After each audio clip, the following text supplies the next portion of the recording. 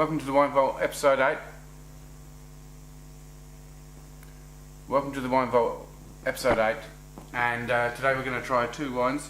It may as well be called the Pinot Show, I think, because we are going to pretty much concentrate, just like on the blog, kind of about Pinot, whether it be Pinot Gris, Pinot Noir, Pinot Blanc, all from New Zealand, no other kind of area, and whether it's from Auckland, whether it's from kind of Grey Lynn, Central Otago, Marlborough, Waitaki. We're just going to do as many as possible, and hopefully have a bit of fun with it as well. And these are the two wines that we're going to do today. The Johanneshof Pinot Gris, the Trock and the Dry version. There is a medium sweetness version, which for me is not as good. Still well made wine, but kind of I still prefer the kind of acidity and the linearness of the dry Pinot Gris.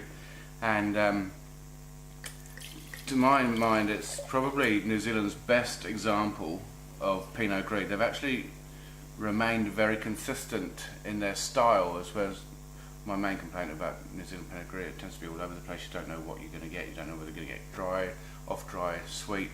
And one of the things that really bugs me is that the wines don't actually represent where they're grown at all. I mean, they're all irrigated, and most people add acid to make them a better wine.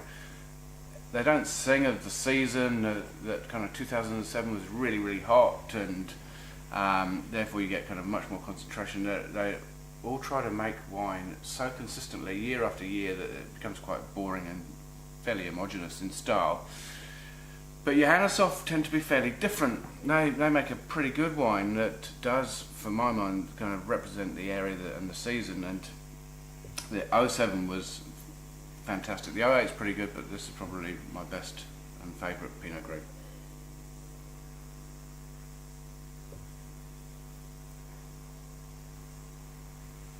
You still get lemon peel, but you get almost a saltiness off the top of it.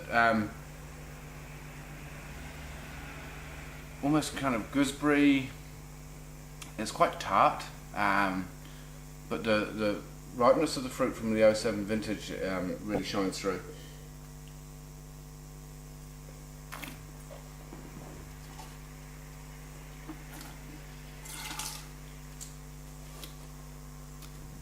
And what they've got here and managed to do is get a fantastic kind of texture in your mouth.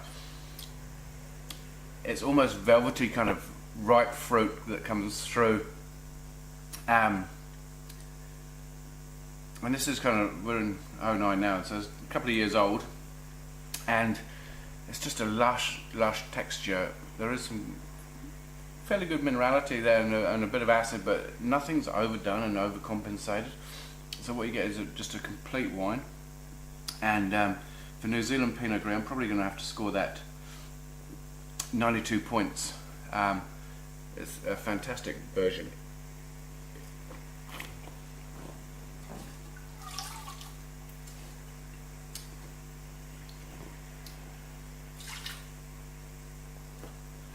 The next one is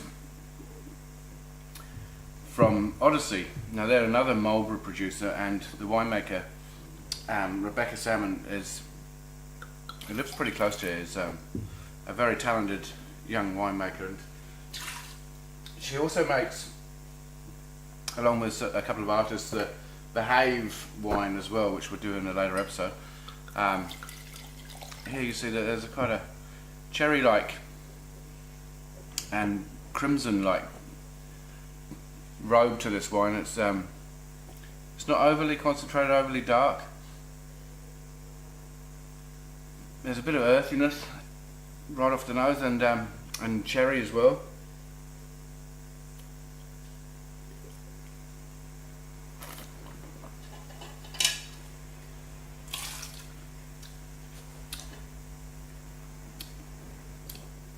Still feels fairly tight. It's quite high acid, very kind of negligible kind of tannins and any kind of tannin structure there. quite ripe fruit, but you also get this kind of underlying kind of forest floor feel that just like you smell just on entering the forest. But it's a really bright kind of violet, ripe cherry fruit.